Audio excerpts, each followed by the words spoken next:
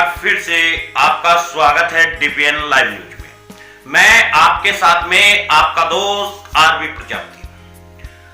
आज हम सबसे पहले शोक व्यक्त करते हैं। आज हम आपको बताने वाले हैं श्री रमेश प्रजापति के पिताजी की कल रस्म पकड़ी थी और उस पर समाज के तमाम बड़े नेताओं ने वह समाजवादी के तमाम बड़े नेताओं ने उन्हें श्रद्धांजलि अर्पित करने के लिए गुनगुन पार्क में पहुंचे, जहां पर समाज के तमाम नेताओं का बड़ा जमावड़ा लगा और सभी ने उनके पिता की आत्मा की शांति के लिए प्रार्थना की। जहां समाज व समाजवादी पार्टी के तमाम बड़े नेता, ये आपको बता दे, श्री रमेश प्रजापति समाजवादी पार्टी में राज्य मंत्री थे।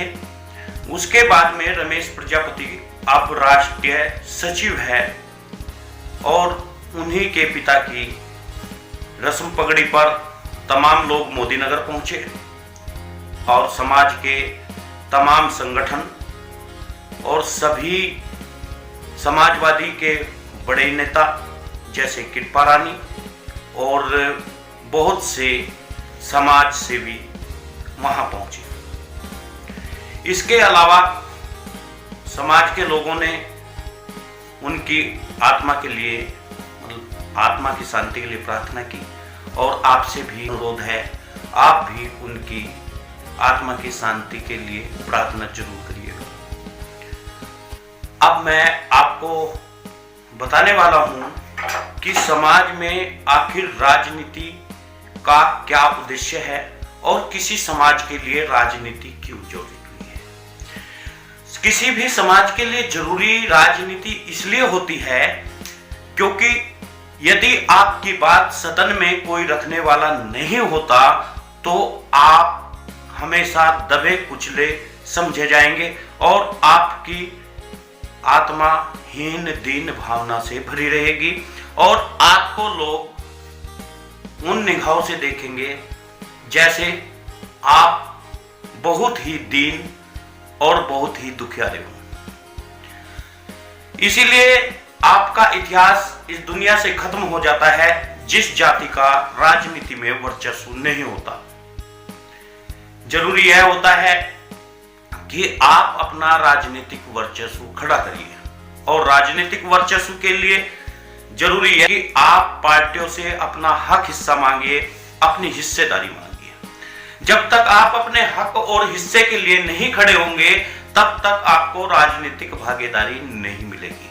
और यह हमें करना क्या है कि हम तमाम जो शिल्पकार समाज है, ओबीसी समाज है, वे जहां भी है उन्हें वहीं पर सपोर्ट करें और अपने लोगों को भी सपोर्ट करें और उन लोगों को जो आज तक मुख्य धारा में नहीं जुड़ पाए उन्हें यह समझाने की कोशिश करें। क्योंकि जो समाज की कोई सुनने वाला नहीं होता उस समाज को कुदृष्टि से देखा जाता है और उसे निर्बल समाज समझा जाता है। इसलिए एक बड़ी टीम जो विधानसभा टीम होती है उस पर बुजुर्गों की टीम बनाई जाए और उस टीम को खर्चा संगठन करे, उनमें संगठन करे जो वहां पर एक बड़ा संगठन बनाए। वह भले ही पैसे के जो समाज का चंदा है उससे इकट्ठा करके उन्हें गाड़ी और उनके खाने पीने का इंतजाम किया जाए। बाकी लोग अपना जो नौजवान है वे काम करते रहे। अगर उन्हें राजनीति करनी है तो राजनीति करे, वरना अपना काम करे, उनका सहयोग करे और वे तमाम उन समाजों में जाकर के जो समाज दबे कुचले हैं उन्हें घर घर जाकर समझाए। तब जाकर इस समाज में बड़ी चेतना आने वाली है। इसलिए दोस्तों जरूरी यह है कि आप सबसे पहले राजनीतिक चेतना को खड़ा करें और राजनीतिक चेतना का आयाम बनाएं, तब जाकर समाज में बड़ी चेतना आएगी। आज मैं आपको बता दूं, जिस समाज में सत्ता परिवर्तन करने की ताकत नहीं होती वह समाज हमेशा निर्बल होता है, वह समाज दीन दुखी समाज होता है और उस समाज को हमेशा समझा जाता है। इसलिए जरूरी यह है कि तमाम समाज मिलकर एकता का प्रतीक रहे और एक होकर के समाज को न्याय दिलाए। आज उत्तर प्रदेश में खास तौर से मैं कहना चाहूंगा कि जितना अन्याय समाज के साथ में हुआ है शायद ही कभी हुआ हो। आजादी के बाद यदि अन्याय हुआ है उत्तर प्रदेश में तो अब सबसे ज्यादा अन्याय देखा गया है। आपने देखा होगा, मैं एक बार फिर कहना चाहूंगा, रुपेश प्रजापति की हत्या, मनीष की हत्या, सिलावर गांव में हत्या और कन्हैया प्रजापति की हत्या, वह गोरखपुर में हमारे समाज के घरों को जला दिया गया दबंग लोगों के द्वारा, उन पर कोई कार्यवाही नहीं। क्योंकि राजनीति एक ऐसी चाबी है जो चक चक्रोड़ और नलकूप वह तमाम छोटे से लेकर बड़े तक के कार्य करने में सक्षम होती है। जनप्रतिनिधि जब तक आप बनाओगे नहीं तब तक इस समाज का विकास होगा नहीं। आपको वोट का जनप्रतिनिधि बनाना है, आपको दब्बू किस्म का जनप्रतिनिधि नहीं बनाना है, क्योंकि वे जनप्रतिनिधि आपकी नहीं सुनेंगे, वे अपनी पार्टी के हित में काम करेंगे। ऐसा समाज का कोई नेता नहीं है इस समाज में जो समाज के लिए आप इस्तीफा दे सके या समाज की बात अड़िंग होकर कह सके। कुछ नेताओं को तो यहां तक कहते हुए सुना गया है कि मेरा समाज से कोई लेना देना नहीं है, न ही समाज की मेरे साथ बात करो, क्योंकि मुझे तो पार्टी ने बनाया है।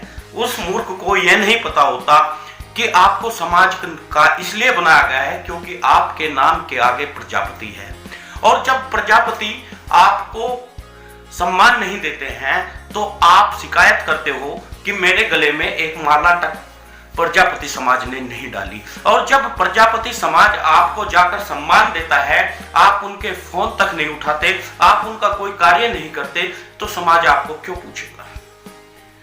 कुछ नेता ऐसे भी हो सकते हैं जो आपको जाकर के हाँ तो कर देंगे लेकिन आपका काम नहीं करेंगे। ऐसे नेताओं से भले ही बिना नेता के रहना है, लेकिन हमें अपनी बात जोर शोर से उठानी है, हमें जनप्रतिनिधि निकालने हैं, हमें पार्टी प्रतिनिधि नहीं निकालने। पार्टी प्रतिनिधि वे होते हैं जो पार्टी को समाज को बेच देते हैं। वे दर्जा प्राप्त भी हो सकते हैं, वे किसी विभाग में भी हो सकते हैं। ऐसे लोगों से समाज को हमेशा सावधान रहना होगा। ऐसे लोगों से आपको सावधान रहना होगा, क्योंकि वे समाज का नहीं अपना हित कर रहे हैं। वे पद चाहने की लालसा में आप लोगों को बेचने का काम कर रहे हैं। आपको अपनी ताकत दिखानी होगी, आपको अपने जनप्रतिनिधि खड़े करने होंगे। यदि इन नेताओं में जो पार्टी के द्वारा चुने गए हैं अगर ताकत है तो चुनाव में उतरकर चुनाव जीत कर दिखाए तो समझा जाएगा, टिकट लेकर दिखाए, क्योंकि अब इन्होंने इतना पैसा भी कमा लिया है कि ये चुनाव लड़ सकते हैं, मगर इन्हें टिकट नहीं मिलेगा। और जिसे चुनाव जो जीत कर आया है उसे अपनी राजनीति इन लोगों को खत्म करने के चक्कर में कि हमारी राजनीति खत्म ना हो जाए, उसे ये बुलाते तक नहीं है। ये आपने देखा होगा लखनऊ में क्या हुआ था। मगर दोस्तों, समझना आपको होगा, सोचना आपको होगा, आपको किस तरह का जनप्रतिनिधि चाहिए। आपको ऐसा जनप्रतिनिधि चाहिए जैसे ओम प्रकाश राजभर ने अपने समाज के लिए इस्तीफा दे दिया, या ऐसा जनप्रतिनिधि चाहिए जो केवल दब्बू किस्म का हो, जो आपकी बात ना मानता हो, जो केवल ज्ञापन देकर समाज की लड़ाई लड़ने की बात कहता हो। क्योंकि ज्ञापन देना, मैं आपको बता दूं, आम आदमी का काम है। ये मेरा और आपका काम है कि हम ज्ञापन दें और सरकार को चेताएं। जब कोई मंत्री पद पा जाता है तो वो वहां के जो प्रशासनिक अधिकारी होते हैं उससे बुलाकर पूछते हैं, क्यों रे, ऐसा तुमने क्यों किया, क्या गलती थी रुपेश की। वो जनप्रतिनिधि अगर ऐसे बुलाकर पूछता है तो समझ लेना कि आपकी कौम की लड़ाई लड़ने के लिए मुनासिब है। ऐसा जनप्रतिनिधि जो आपके लिए पुलिस के डंडे खा सके, ऐसा जनप्रतिनिधि जो जेल में जाने को तैयार रह सके, ऐसे जनप्रतिनिधि की आपको आवश्यकता है।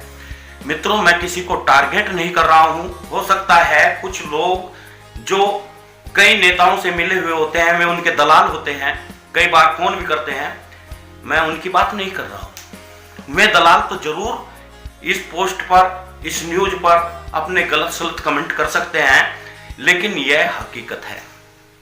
इसलिए आपको सावधान रहना है ऐसे लोगों से जो कि समाज के प्रतिनिधि न होकर पार्टी के प्रतिनिधि है, जो विभिन्न पार्टियों को आपको बेच रहे हैं। हमें दबंग चाहिए, हमें ऐसा चाहिए जो वोट से चुन कर आया हो, जो वोट लेना जानता हो, जो चुनाव जीत कर आया हो। अगर हमें पार्टी वाले भी चाहिए तो हमें ऐसे राज्य मंत्री चाहिए जो आपकी बात रख सके, जो आपको हक हिस्सा दिला सके।